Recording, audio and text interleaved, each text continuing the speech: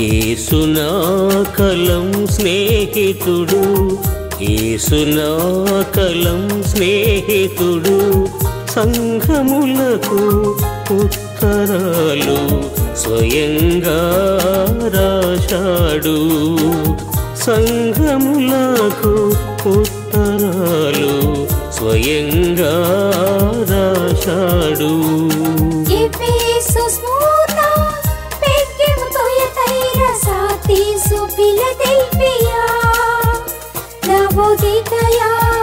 ఏడు సంఘములకు రాసిన ప్రేమ లేఖలివి. Ephesus, Smyrna, Pergamum, Thyatira, Sardis, Philadelphia, Laodicea ఏడు సంఘములకు రాసిన ప్రేమ లేఖలివి. యేసు నా కలం స్నేహితుడు, యేసు నా కలం స్నేహితుడు.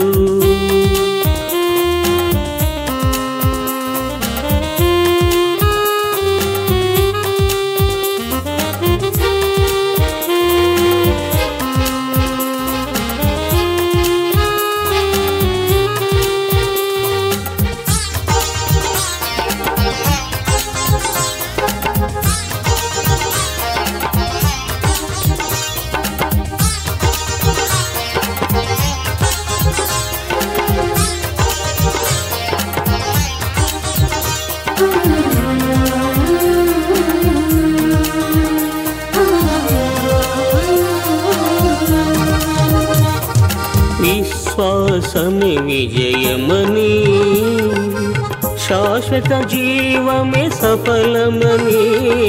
విశ్వాసమే విజయమని, శాశ్వత జీవమే సఫలమని. మహోజ్వల భవిత మనదేనని, సహవాసానందము సార్థకమని. మహోజ్వల భవిత మనదేనని, సహవాసానందము సార్థకమని. సందేశమందించిన ప్రభు యేసు నా కలం స్నేహితుడు, సందేశమందించిన ప్రభు యేసు నా కలం స్నేహితుడు. Ephesus, Smyrna, Pergamum, Thyatira, Sardis, Philadelphia, Laodicea ఏడు సంఘములకు రాసిన ప్రేమ లేఖలివి. Ephesus, Smyrna, Pergamum, Thyatira, Sardis, Philadelphia, Laodicea ఏడు సంఘములకు రాసిన ప్రేమ లేఖలివి. యేసు నా కలం స్నేహితుడు, యేసు నా కలం స్నేహితుడు.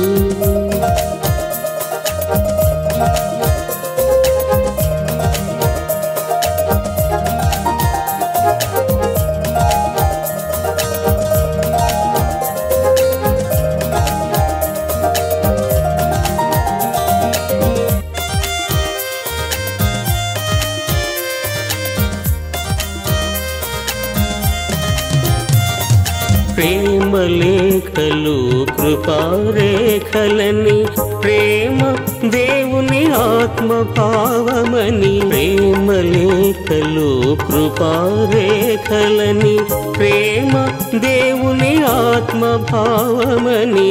సిలువ రక్తము యేసు జీవమని, సిలువ రక్తము యేసు జీవమని. జన్మపత్రముపై యేసుని సంతకమని తెలిపే, జన్మపత్రముపై యేసుని సంతకమని తెలిపే.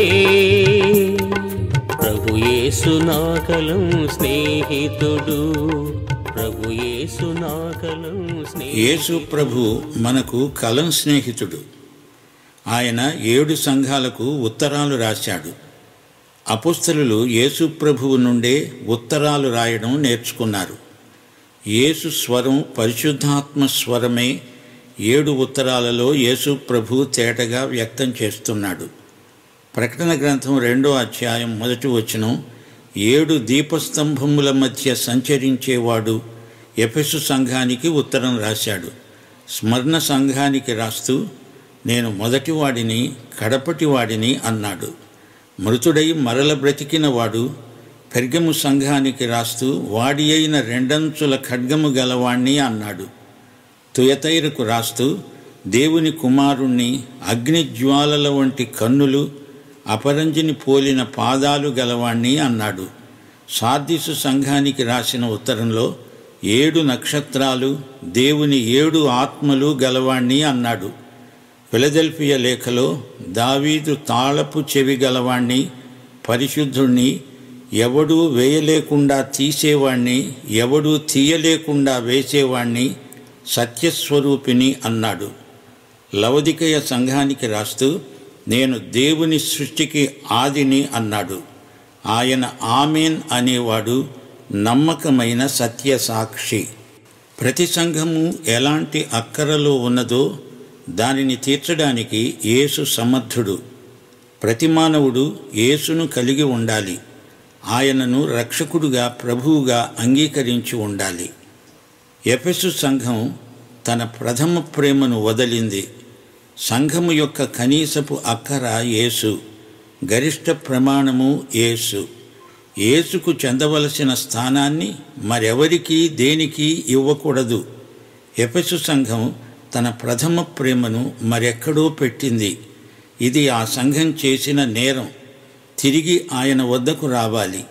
ప్రభు అంటున్నాడు, నీకు నేను అన్నిటికంటే ముఖ్యం కదా. నీ అక్కర నేనే, నీ అవసరం నేనే. ఏ సంఘానికి కానీ వ్యక్తికి కానీ యేసే సర్వస్వం అయి ఉండాలి. ఆయన మన హృదయంలో ప్రభువై ఉండాలి.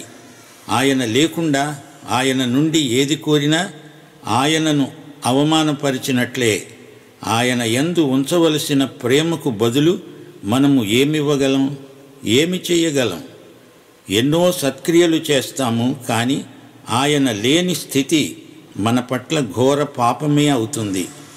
ఆయనతో సాటి మరేమీ ఉండదు. ఆయనకే మన జీవితంలో ప్రథమ స్థానం. ఆయనను ప్రేమించడానికి బదులు నీవేమి చేసినా ఆయనను మెప్పించలేవు. యోహాను సువార్త 3వ అధ్యాయం 16వ వచనం ఏమంటోంది?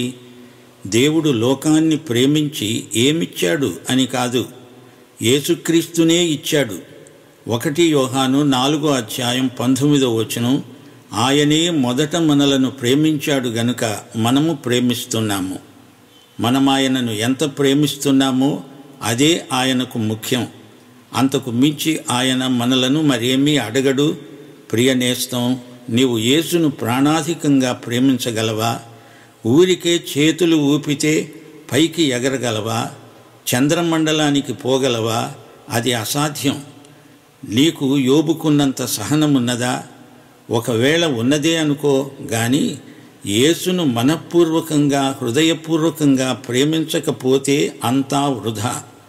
దేవుడు ఇవ్వజూపుతున్నది ఏదీ నీకు దొరకదు. రక్షకుడి మీద యథార్థమైన ప్రేమ, మధురమైన ప్రేమ, నిష్కపటమైన ప్రేమ నీకున్నదా? దేవుణ్ణి సంతోషపెట్టాలంటే నీవు యేసుని గాఢంగా ప్రేమించే వ్యక్తివై ఉండాలి. యేసు నీ ప్రభువై ఉండాలి. లేకపోతే ఆయన నిన్ను నడిపించలేడు. ఆయన రక్షణ లేకుండా నీకు సంరక్షణ ప్రాప్తించదు.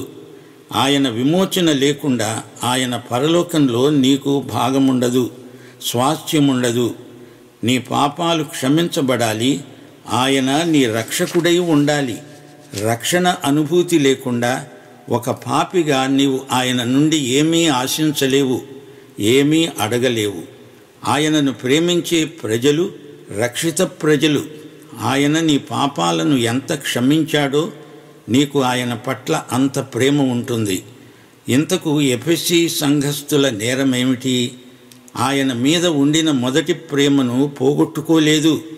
దానిని మరొక చోటికి బదిలీ చేశారు. ఒకప్పుడు ఆయనంటే ఎంతో ప్రేమ ఉండేది. ఆయన కోసం తమకున్నవన్నీ పోగొట్టుకున్నారు.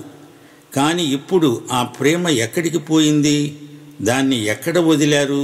యేసు కంటే ఎక్కువ నీకు ఏది ముఖ్యమనిపిస్తుంది? ఎఫెసీ సంఘంలాగా నీ ప్రేమను యేసు నుండి ఎంత దూరం తీసుకెళ్ళావు? ఎక్కడ పెట్టావు? దానివల్ల నీ ఆత్మకు ఎంతో నష్టం. నీ హృదయం ఎడమైపోతుంది. ఎఫెసు సంఘం ఒక గొప్ప సమస్యను ఎదుర్కోవలసి వచ్చింది. అపోస్తలులు కాకుండానే కొంతమంది మేము అపోస్తలులమని వస్తున్నారు. ఎఫెసు సంఘం వారిని పరీక్షిస్తుంది. వారు అబద్ధికులని రుజువు చేస్తున్నారు. ఎఫెసు సంఘం ఇదొక మంచి పని చేసింది. అంతవరకు బాగానే ఉంది. ముందు తాను ప్రభువును మొదట ప్రేమించినట్లు ప్రేమించాలి కదా. ప్రియులారా, గమనించండి, అప్పటిలాగే ఇప్పుడు కూడా దొంగ బోధకులు, దొంగ అపోస్తలులు బయలుదేరుతున్నారు. వారికి తీర్పు తీర్చడం మాత్రమే మన పని కాదు. క్రీస్తును హృదయపూర్వకంగా ప్రేమించే వారమై ఉండాలి. సైతాను నిన్ను యేసు ప్రేమ నుండి దూరం చేయడానికి వారిని వీరిని విమర్శించమంటాడు, పరీక్షించమంటాడు, తీర్పు తీర్చమంటాడు. ఇలాంటి చిల్లర పనులు చేస్తూ యేసును ప్రేమించటానికి వ్యవధి లేకుండా చేస్తాడు. ఎఫెసీ సంఘస్థులు క్రీస్తు పట్ల తమ ప్రేమను వదిలారే కానీ పని చేయడం మానలేదు. ఒళ్ళు విరుచుకొని తెగ పని చేస్తున్నారు. దొంగ అపోస్తలులను వెంటాడడమే వీరి పని. దొంగ అపోస్తలులు ఉన్నారు, జాగ్రత్త అంటూ అదే పనిగా నినాదాలు చేస్తున్నారు, తరగతులు పెడుతున్నారు, విధి విరామం లేకుండా ఊకదంపుడు ప్రసంగాలు చేస్తున్నారు. ఈ విధంగా తమకు తెలియకుండానే సైతాను వలలో పడిపోతున్నారు. ప్రభు, నీ కోసం ఎంత పని చేశామో చూడు అంటూ ప్రగల్భాల నివేదిక ప్రభువుకు సమర్పిస్తారు. ఇదంతా చేస్తున్న నీవు కొంచెం ఆగు. యేసును నీవెంత ప్రేమిస్తున్నావు? దీనికి జవాబు చెప్పు. ఆయన నీ జీవిత కేంద్రంలో ఉన్నాడా? ప్రథమ ప్రేమను మరెక్కడో వదిలితే నీవెంత పని చేసినా, నీకెన్ని వరాలున్నా నీవు ఆయనకు దూరమయ్యే ప్రమాదం ఉంది. తన ప్రేమకు బదులుగా ఆయనకు ఏమీ ఇవ్వలేము. అన్నిటికంటే ఎక్కువగా ఆయనను ప్రేమించకపోతే నీవేమిచ్చినా ఆయన అంగీకరించడు. అలాంటిది ఆయనకు ఇష్టం లేదు. తిరిగి ఆయన వద్దకు వచ్చి, ప్రభువు, నిన్ను ప్రేమిస్తున్నాను అని చెప్పు. ప్రథమ ప్రేమను వదలినా ఆయన వారి పనులను ఆపలేదు. వారు పనిచేస్తూనే ఉన్నారు. గోడలేమీ కూలిపడలేదు. పనులు జరుగుతున్నట్లు ఆయన గుర్తించాడు. కానీ వారి నేరాన్ని ఆయన వేలుపెట్టి చూపుతున్నాడు. ఇది విషాదకరం. నీ గురించి ప్రభువు బాధపడుతున్నాడు. ఆధ్యాత్మికంగా నీవు ఎంతో నష్టపోతున్నావు. ఒక సంస్థగా పనిచేస్తున్నావు గాని నీలో మాంద్యం ప్రవేశించింది. చీకటి నీలో పేరుకుంటున్నది. పనులు చేస్తున్నావే గాని వాటికి ఆధ్యాత్మిక విలువ లేదు. ఈ సమస్యకు ఒక్కటే పరిష్కారం ఉన్నది. నీవు ఎక్కడ పడిపోయావో అది జ్ఞాపకం చేసుకో. మొదటి క్రియలు చెయ్యి. మారు మనస్సు పొందు. లేకపోతే తీర్పు తప్పదు. నీ దీపస్తంభాన్ని తీసివేస్తా. ప్రియ సోదరీ సోదరులారా, మీరెందుకు పని చేస్తున్నారు? పని ప్రేమకు ప్రత్యామ్నాయం కాదు. యేసుక్రీస్తు పట్ల ప్రేమ అధికం కావాలి. ప్రేమ నిన్ను బలవంతం చేయాలి. పరిశుద్ధాత్మ ప్రేమాత్మ. యేసు ప్రేమ నీ హృదయంలో కృమ్మరించబడాలి. ఆయనకు ఇష్టమైన పనులే మనం చెయ్యాలి. ఆయన నడిపించిన రీతిగా నడవాలి. ఎక్కువ పని చేసినంత మాత్రాన మన హృదయాలు దేవుని పట్ల సరిగా ఉండవని కాదు. క్రీస్తు ప్రేమ విషయంలో ఏ స్థాయిలో ఉన్నామో ఆత్మ పరీక్ష చేసుకోవాలి. ఆయన చిత్తమే మన ధ్యేయం. ఆయన సంకల్పమే మన పరమార్థం. ఆయనకు విధేయులు కాకుండా ఆయన సహాయం అడగడం అవివేకం.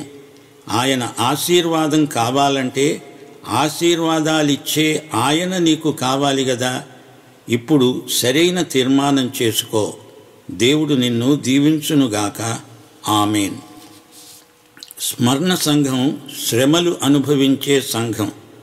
స్మరణ సంఘం ప్రకటన గ్రంథం 2వ అధ్యాయం 8వ వచనం మొదటి వాడను కడపటి వాడను, మృతుడనై మరల బ్రతికిన వాడను అని ప్రభువు తనను తాను పరిచయం చేసుకుంటున్నాడు.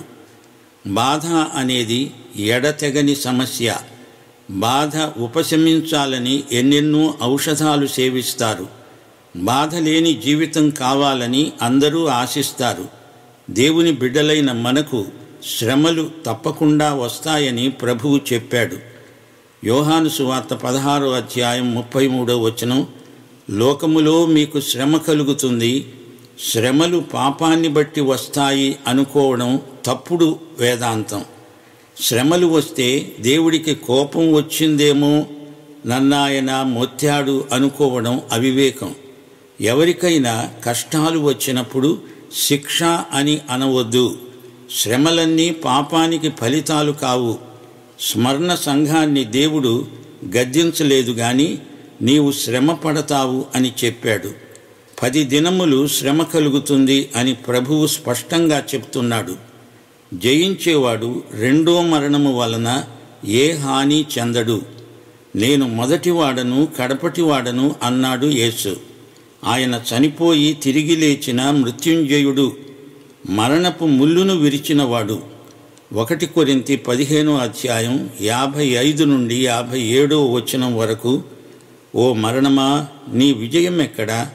ఓ మరణమా నీ ముల్లు ఎక్కడా? మరణపు ముల్లు పాపము. మన ప్రభువైన యేసుక్రీస్తు మూలముగా మనకు జయము అనుగ్రహిస్తున్న దేవునికి స్తోత్రము కలుగునుగాక. మరణబంధాలను ఆయన తెంచివేస్తున్నాడు. ఆయన సజీవుడు. స్మరణ సంఘం శ్రమలు అనుభవించాలి. ప్రేమగల దేవుడు నిన్ను గమనిస్తున్నాడు. ఆయనే నీ ఆశ్రయం. యోహాను సువార్త 14వ అధ్యాయం 19వ వచనం, నేను జీవిస్తున్నాను గనుక మీరు జీవిస్తారు అన్నాడు ప్రభువు.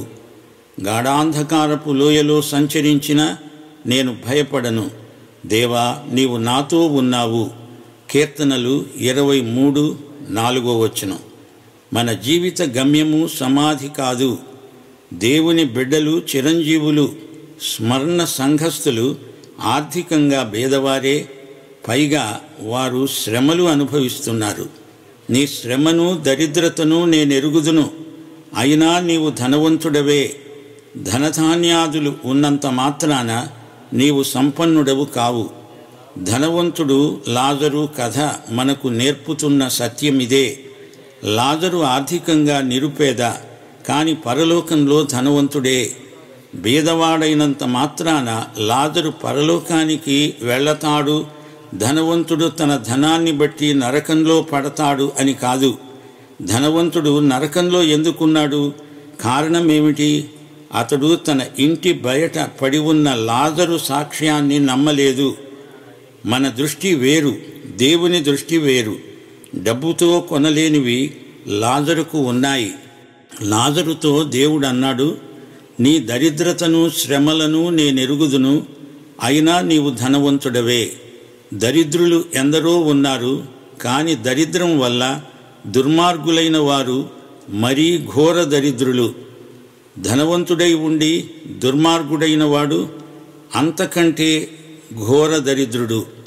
ఈ సమస్యకు పరిష్కారం ఒకటే. ఆది అంతము అయిన యేసును, మృత్యుంజయుడైన యేసును ఎరిగి ఉండడమే ఈ సమస్యకు శాశ్వత పరిష్కారం. యేసుక్రీస్తును స్వకీయ రక్షకునిగా ఎరిగినవారు లోక సంపద కంటే అధికమైన సమృద్ధి గలవారు.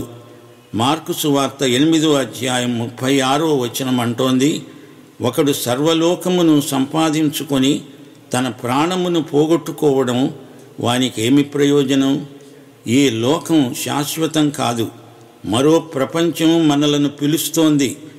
యేసు నీ ప్రభువైతే రాబోయే లోకంలో నీవు మహాసంపన్నుడవు. కీర్తనలు 84:10. దావీదు మహారాజు ఏమన్నాడు? నీ ఆవరణములో 1 దినము గడుపుట 1000 దినముల కంటే శ్రేష్టం. భక్తిహీనుల గుడారములలో నివసించడము కంటే నా దేవుని మందిరద్వారమునద్ద ఉండడం నాకు ఇష్టం. యేసుక్రీస్తును చూడండి. మనలను సంపన్నులను చేయాలని మన కోసం ఆయన దరిద్రుడయ్యాడు. నీ హృదయంలో క్రీస్తు ఉన్నాడు. ఆయన మాట మరువవద్దు. నీ శ్రమను దరిద్రతను నేనెరుగుదును, అయినా నీవు ధనవంతుడవే. భయపడవద్దు, ఆయన నీకు నాకు తోడు. మనం ఏ అపాయానికి భయపడము. దేవుని బిడ్డలు దేవుని యందు అచంచల విశ్వాసము గలవారు. వారు విశ్వసనీయులు. ఎన్ని శ్రమలొచ్చినా జయం వారిదే. ప్రభు అంటున్నాడు, మరణము వరకు నమ్మకంగా ఉండు, నేను నీకు జీవ కిరీటం ఇస్తాను. క్రీస్తుకు విశ్వసనీయులమై బ్రతుకుదాము. పరిపక్వతను పుంజుకుందాము.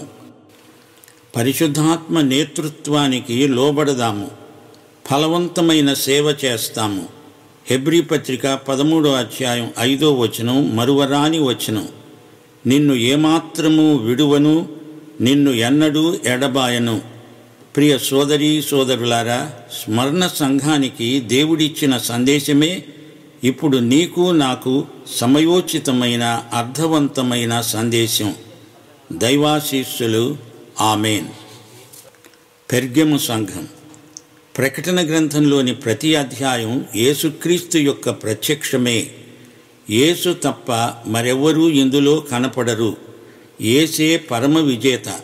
ప్రకటనలో అంత్యక్రీస్తును చూడకండి, లోకవార్తల కోసం వెతకకండి, యేసును వెతకండి, ఆయననే చూడండి. మిగతా సంగతులు అంత ముఖ్యమైనవి కావు. 5వ అధ్యాయంలో ముద్ర వేయబడిన ఒక గ్రంథం కనపడుతోంది. అయితే యూదాగోత్రపు సింహమైన యేసు సాక్షాత్కరిస్తున్నాడు. ఆ గ్రంథాన్ని విప్పటానికి ఈయనే యోగ్యుడు. 6వ అధ్యాయంలో గొర్రెపిల్ల అయిన యేసు ముద్రలను విప్పుతున్నాడు. 16వ వచనంలో గొర్రెపిల్ల ఉగ్రతను చూస్తాము. 7వ అధ్యాయంలో గొప్ప జనసమూహం. గొర్రెపిల్లను వీరు ఆరాధిస్తున్నారు. సింహాసనాసీనుడైన మా దేవునికి, గొర్రెపిల్లకు మా రక్షణకై స్తోత్రము అని మహాశబ్దముతో ఎలుగెత్తి చెప్పారు. ప్రియ సోదరీ సోదరులారా, సైతాను మిమ్ములను మోసం చేయకుండా చూచుకోండి. మన దృష్టిని క్రీస్తు నుండి మరొకరి మీదికి, మరొక దృశ్యానికి మార్చాలని సైతాను ప్రయత్నం చేస్తుంటాడు. మన దృష్టిని క్రీస్తునందే నిలపాలి. ప్రకటన గ్రంథంలో మిగతా విషయాలను అంతగా పట్టించుకోవద్దు. ప్రకటన గ్రంథంలోని 7 సంఘాలు ఊహాకల్పనలు కాదు అని, అవి వాస్తవికమైన సంఘాలు అని గ్రహించాలి. నాలాంటి వారు, నీలాంటి వారు ఈ సంఘాలలో ఉన్నారు. క్రీస్తు ఈ సంఘాలకు తనను తాను పరిచయం చేసుకుంటున్నాడు. ఈ సంఘాల పట్ల ప్రభువుకు ఎంతో శ్రద్ధ, ఎంతో ఆసక్తి. సంఘానికి ప్రభువు ప్రత్యక్షం ఎంతో ముఖ్యమైనది. ప్రకటన గ్రంథం 2వ అధ్యాయం 12వ వచనం, వాడి అయిన రెండంచులు గల ఖడ్గము గలవాడు చెప్పే సంగతులేమనగా, ఈ చిత్రపటాన్ని తేరి చూడండి. ఆయన చేతిలో ఖడ్గమున్నది, అది పదునైనది. ఆ ఖడ్గముతో మనకు శస్త్రచికిత్స చేస్తాడు. యోహాను సువార్త 12వ అధ్యాయం 24, 25 వచనాలు, గోధుమ గింజ భూమిలో పడి చావాలి, అది చచ్చి విస్తారంగా ఫలిస్తుంది. తన ప్రాణమును ప్రేమించేవాడు దానిని పోగొట్టుకుంటాడు. ప్రభువు నీ స్వార్థాన్ని తన ఖడ్గముతో కోసివేస్తాడు. ఈ లోకంలో తన ప్రాణమును ద్వేషించేవాడు నిత్య జీవము కొరకు దానిని కాపాడుకుంటాడు. అనగా ప్రభువు నీలోని క్యాన్సర్ పుండును కోసివేసి నిన్ను కాపాడుతాడు. రోమాపత్రిక 8వ అధ్యాయం 5వ వచనం, శరీరానుసారులు శరీర విషయముల మీద మనస్సుంచుతారు, ఆత్మానుసారులు ఆత్మ విషయముల మీద మనస్సు పెడతారు. శరీరానుసారమైన మనస్సు మరణం, ఆత్మానుసారమైన మనస్సు జీవము, సమాధానము. ప్రభువు తన ఖడ్గముతో నీ శరీరానుసారమైన మనస్సును కోసివేస్తాడు. ప్రభువు నిన్ను నన్ను పిలిచాడు. అది ఉన్నతమైన పిలుపు. స్వార్థం పోవాలి, దానిని సిలువ వెయ్యాలి. గలతీ పత్రిక 5వ అధ్యాయం 13 నుండి 21వ వచనం వరకు ఇదే మాట చెప్పబడింది. సహోదరులారా, మీరు స్వతంత్రులుగా ఉండడానికి పిలువబడ్డారు. అయితే ఒక్క మాట, ఆ స్వాతంత్ర్యము శారీరక క్రియలకు హేతువు కాకూడదు. ప్రేమ కలిగిన వారై ఒకనికొకడు దాసులై ఉండండి. ధర్మశాస్త్రమంతా నిన్ను వలె నీ పొరుగువారిని ప్రేమించు అనే ఒక్క మాటలో సంపూర్ణమై ఉన్నది. అయితే మీరు ఒకనినొకడు కరుచుకొని భక్షించిన ఎడల ఒకని వలన ఒకడు బొత్తిగా నశించిపోతారేమో చూచుకోండి. ఆత్మానుసారంగా నడుచుకోండి, అప్పుడు మీరు శరీరేచ్ఛను నెరవేర్చరు. శరీరము ఆత్మకు, ఆత్మ శరీరానికి విరోధముగా అపేక్షిస్తాయి. ఇవి ఒకదానికొకటి వ్యతిరేకముగా ఉన్నాయి. మీరు ఏమి చెయ్యడానికి ఇష్టపడతారో వాటిని చెయ్యరు. మీరు ఆత్మచేత నడిపించబడిన ఎడల ధర్మశాస్త్రమునకు లోనైన వారు కారు. శరీర కార్యములు స్పష్టమై ఉన్నవి. అవి ఏవనగా జారత్వము, అపవిత్రత, కాముకత్వము, విగ్రహారాధన, అభిచారము, ద్వేషములు, కలహములు, మత్సరములు, క్రోధములు, కక్షలు, భేదములు, విమతములు, అసూయలు, మత్తతలు, అల్లరితో కూడిన ఆటపాటలు మొదలైనవి. ఇట్టి వాటిని చేసేవారు దేవుని రాజ్యమును స్వతంత్రించుకోలేరు. దేవుడు ఈ విషయములో ఏమి చేస్తున్నాడు? ప్రభువు తన వద్దనున్న ఖడ్గముతో శరీర కార్యాలను కోసివేస్తాడు. నీ రహస్య పాపాలకు శస్త్రచికిత్స అవసరం. రోమాపత్రిక 6వ అధ్యాయం 14-15 వచనాలు. మీరు కృపకే గాని ధర్మశాస్త్రమునకు లోనైన వారు కారు. పాపమందు నిలిచి ఉంటామా? అట్లనరాదు. హెబ్రీ పత్రిక 4వ అధ్యాయం 12వ వచనం. దేవుని వాక్యము సజీవమై బలము గలదై రెండంచులు గల ఎటువంటి ఖడ్గము కంటే కూడా వాడిగా ఉండి ప్రాణాత్మలను, కీళ్లను, మూలుగను విభజించేటంత మట్టుకు దూరుతూ హృదయము యొక్క తలంపులను, ఆలోచనలను శోధిస్తున్నది. ఈ పాపపు క్యాన్సరును కోసివేయడానికి ప్రభువు చేతిలో ఖడ్గమున్నది. పెర్గము సంఘాన్ని చూడండి. ప్రభువు అంటున్నాడు, సైతాను సింహాసనము ఉన్న స్థలములో నీవు కాపురమున్నావు. నీవు నా నామమును గట్టిగా చేపట్టావు. నా యందలి విశ్వాసమును విసర్జించలేదు. ప్రభువు తన ఖడ్గమును సైతాను మీద కూడా ప్రయోగిస్తాడు. ఈ ఖడ్గము మనకు కాపుదల. అదే ఖడ్గము సైతానును సంహరిస్తుంది. మహాశ్రమలు వచ్చినప్పుడు పెర్గము సంఘం తన విశ్వాసమును పోగొట్టుకొనలేదు. అయితే ప్రభువు కొన్ని నేరాలు ఈ సంఘములో ఉన్నాయని చూపుతున్నాడు. బిలాము బోధను అనుసరించేవారు ఈ సంఘంలో ఉన్నారు. వారిని గురించి సంఘము ఎట్టి చర్య తీసుకోలేదు. యూదాపత్రిక 3వ వచనం. పరిశుద్ధులకు ఒక్కసారే అప్పగించబడిన బోధ నిమిత్తము విశ్వాసులు పోరాడాలి. శ్రమలు వచ్చినప్పుడు పెర్గము సంఘం తన విశ్వాసాన్ని కాపాడుకున్నది. కానీ తప్పుడు సిద్ధాంతాలతో రాజీ పడుతున్నది. అంతర్గతంగా దీనివల్ల సంఘానికి ఎక్కువ కీడు కలుగుతున్నది. ప్రభు అంటున్నాడు, మారు మనస్సు పొందు. లేని ఎడల నేను నీ వద్దకు త్వరగా వచ్చి నా నోటి నుండి వచ్చే ఖడ్గము చేత వీరితో యుద్ధం చేస్తాను. విగ్రహాలకు బలి ఇచ్చిన వాటిని తినవచ్చని, జారత్వము చేయవచ్చని చెప్పి వాటిని తినేటట్లు ఇశ్రాయేలీయులకు ఉరి ఒడ్డుమని బాలాకుకు నేర్పిన బిలాము బోధను అనుసరించేవారు సంఘములలో ఉన్నారు. వారి మీద ప్రభువు ఖడ్గము పడుతుంది. తప్పుడు సిద్ధాంతాలతో రాజీ పడకూడదు. యోహాను సువార్త 12వ అధ్యాయం 26వ వచనం. ప్రభువు అన్నాడు, ఒకడు నన్ను సేవించిన ఎడల నన్ను వెంబడించాలి. ఎక్కడ నేను ఉంటానో అక్కడ నా సేవకుడు ఉంటాడు. ఒకడు నన్ను సేవించిన ఎడల నా తండ్రి అతనిని ఘనపరుస్తాడు. పెర్గము సంఘం విశ్వాసాన్ని కాపాడుకున్నది, కానీ బిలాము బోధతో రాజీ పడింది. నికొలాయితుల బోధను అనుసరించే వారిని సంఘంలో అట్టే పెట్టుకున్నది. దేవుని వాక్యాన్ని కల్తీ చేసే వారిని ఏమీ అనకుండా పరోక్షంగా వారితో రాజీ పడుతున్నది. బిలామును చూడండి, వాడు డబ్బుకు గులాము.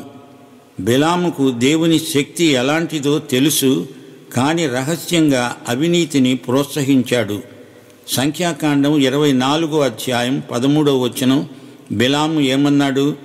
బాలాకు తన ఇంటెడు బంగారమును నాకిచ్చిన మేలైన కీడైనా చేయడానికి యెహోవా సెలవిచ్చిన మాటను మీరలేను. కానీ తన మనస్సాక్షిని బలహీనపరుచుకున్నాడు. నీతిమంతుల మరణము వంటి మరణము నాకు లభించునుగాక అంటున్నాడు. కానీ జరిగిందేమిటి? బాలాకు ఇచ్చే బంగారానికి ఆశపడి దేవునికి దూరమైపోయాడు. ద్విమనస్కత చాలా ప్రమాదం. ఒక చెంప పాపం చేస్తూ మరో చెంప దేవుడు ఆశీర్వదిస్తాడు అనుకోవడం అరిష్టానికి హేతువవుతుంది. ప్రభువు తన ఖడ్గాన్ని ప్రయోగించాల్సి వస్తుంది. మంచి సమరయుణ్ణి చూడండి. అతడు తన పని మీద ఎప్పటిలాగే ప్రయాణమై వెళుతున్నాడు.